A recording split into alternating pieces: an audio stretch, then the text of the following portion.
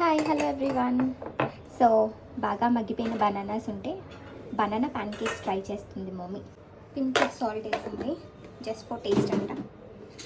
ఇదేంటి గోధుమ పిండి మైదా పిండితో కూడా చేసుకోవచ్చు, కానీ గోధుమ పిండితోనే చేస్తున్నాం. బట్ హెల్తీ ఆప్షన్ కోసం గోధుమ పిండి. ఇది బట్టి మిక్సర్ ఇదంతా ఇంట్లో వేసి ఇది జస్ట్ ప్యాన్ కేక్ మిక్స్లో వచ్చేటట్టు జస్ట్ దోశ బ్యాటర్ లాగా చేసుకుంటే సరిపోతుంది. That's it.